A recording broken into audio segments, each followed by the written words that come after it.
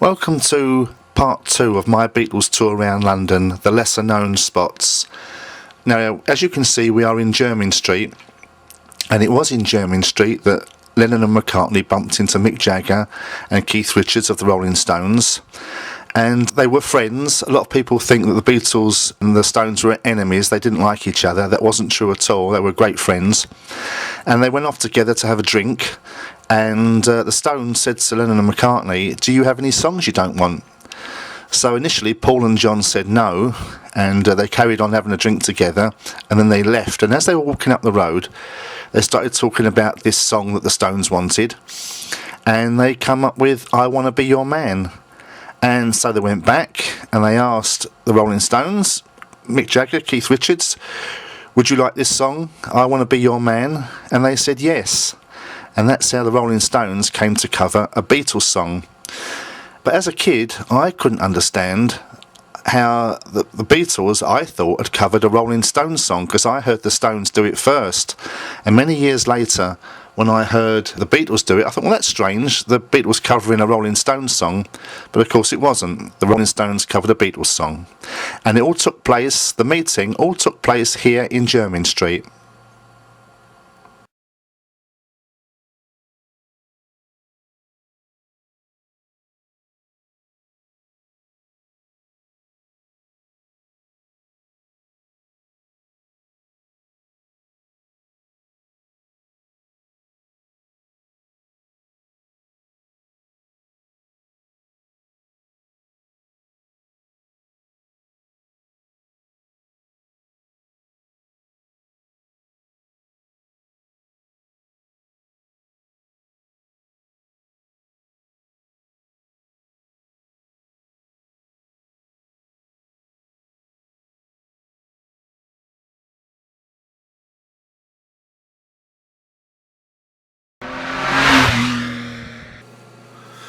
Now, as you can see, we're not entirely finished with Jermyn Street yet.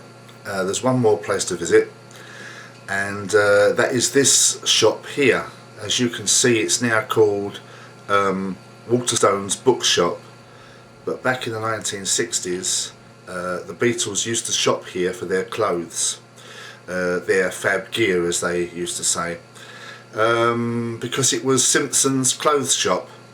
And because of Beatlemania, they couldn't shop here during the daytime.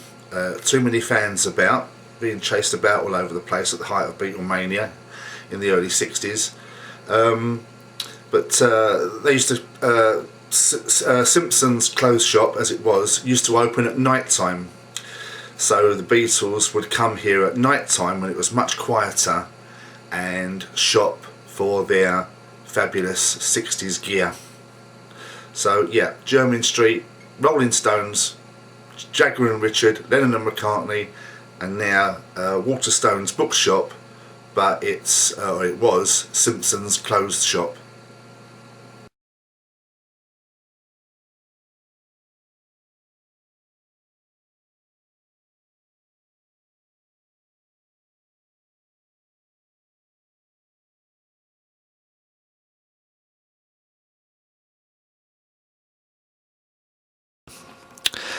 Okay, now you can see that we are in Allsop Place, and it was from here, back in 1967, that the Beatles left from to go and film their Magical Mystery Tour. The restaurant you're looking at now wasn't the one that was here at the time, but this is the site that they left from. The film wasn't really a commercial success, although many years later it became more popular. In fact, I've heard that Steven Spielberg actually refers to it, that when he was learning his craft as a film director, this film was run constantly as an example of how to make a movie. But back in its day in 1967, it wasn't very popular at all. Anyway, as I say, the Beatles left here in the coach to go and film Magical Mystery Tour, and this building is opposite the Planetarium, which is a part of Madame Tussauds in Baker Street.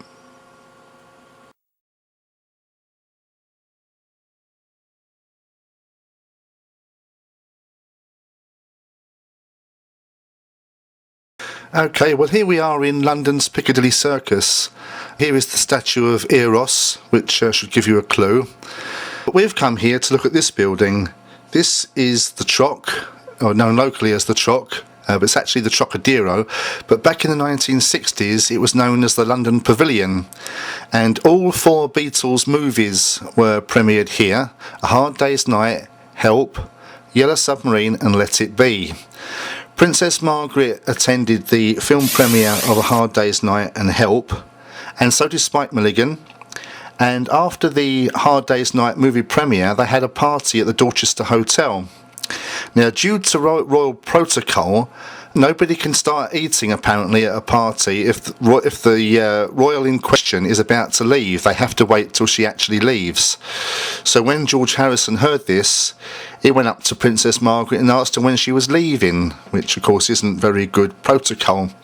But Princess Margaret had a sense of humour, and very shortly afterwards they left and they could get on with eating at the party. What else can I tell you? Oh yeah, none of the Beatles, all 4 Beatles, didn't attend the Let It Be premiere here at the London Pavilion. By this time the Beatles had broken up and nobody was interested anymore.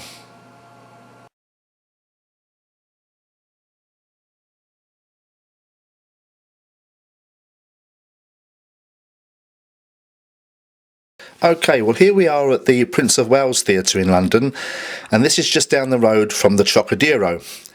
Now, it was here at the Prince of Wales Theatre that the Beatles did the Royal Command performance, and they did it in November 1963. Now, normally a Royal Command performance would take place at the London Palladium, but for some reason this year it didn't. It took place here.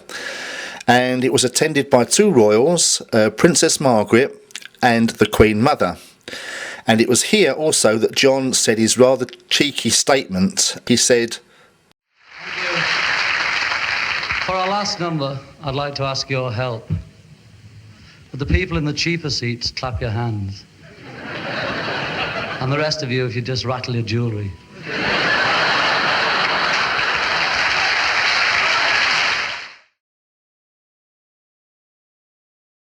There you go, that's John saying that cheeky statement. It went down very well with the audience, it went down very well with the royal family, but not a lot of people don't know that it wasn't going to be like that originally. John was originally going to use the F word. The Beatles manager, Brian Epstein, panicked and begged John not to do it, and of course, as we know, he didn't do it. But this was going to be very shocking indeed. At the end of the show, the Beatles met the royals, they met the Queen Mother, and the Queen Mother asked Paul McCartney where they were appearing next, and Paul said, "We're appearing in Slough," and the Queen Mother said, "Oh, that's near us," because they were staying at Windsor Castle at the time, and Windsor Castle is in Slough. But as far as I know, the Queen Mother didn't attend the show.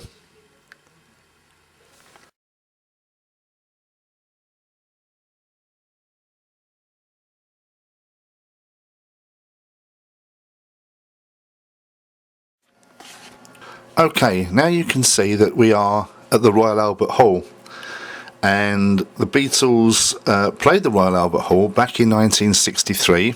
It was actually a Beatles radio show, and it was also here that Paul McCartney met Jane Asher for the first time. She eventually became his fiancée, but as we know, they never got married. Paul married Linda. She was an up-and-coming young actress and very much in with the in crowd. And so Paul met Jane here. It was also here that the Beatles met the Rolling Stones for the first time. This was very early on in their career, as I say, it was 1963.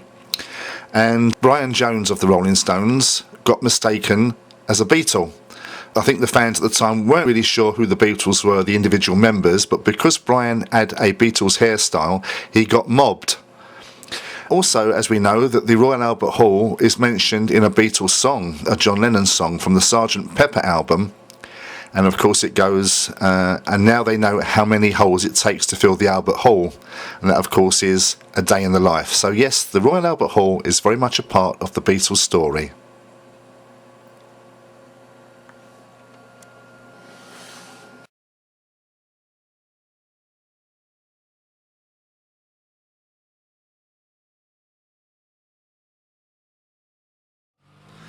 Well, hello. The building you're looking at now is the Beatles memorabilia shop, and this is in Baker Street, just near Madame Tussauds, well, right near Baker Street Station actually. And this shop has been here for about 5 or 6 years. This is a picture of where the shop used to be, and the man that owns the shop is called Howard. He's not in the shop today, otherwise I would have spoken to him.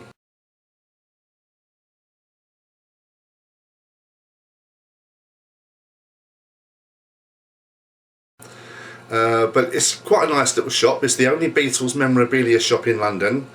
There's only 3 that I know of anyway, and the other 2 are in Liverpool. Surprise, surprise there. So let's go inside and take a look and see what we can see some of the surprising prices there.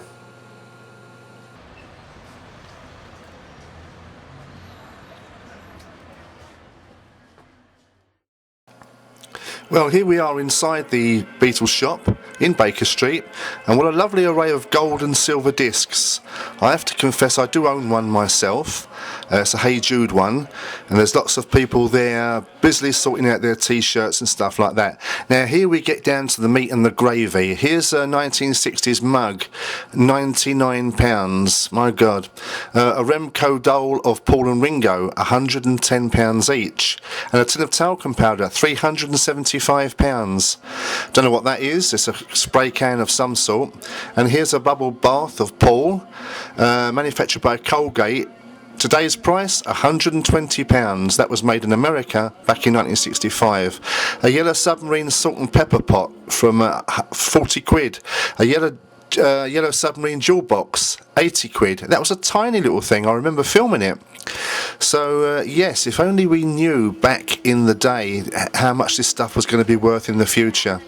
I do have 1 or 2 valuable items myself, but they're not for sale. What a lovely shop this is.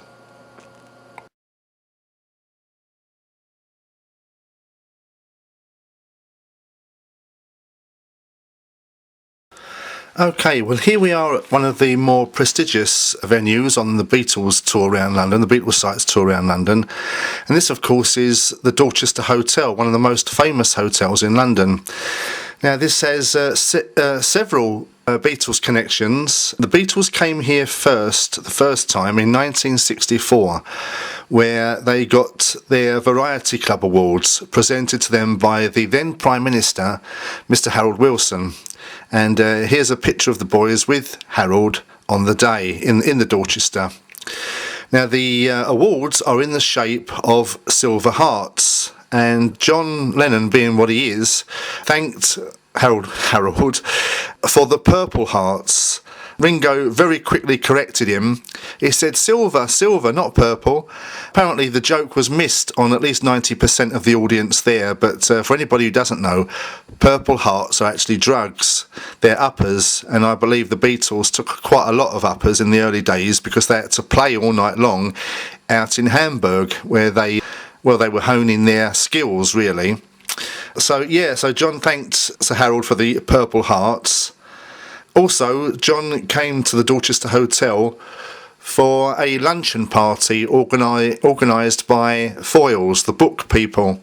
And John had just released a book called Spaniard in the Works. So it's sort of partly to launch his book as well. Now, the night before, John and his then wife Cynthia had a night out on the town. They were out till about 4 or 5 o'clock in the morning at the Adlib Club, which was quite a famous club back then in London.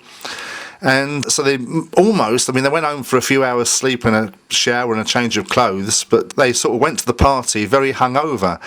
But John wasn't concerned until he realised that he was the guest speaker. He was guest of honour.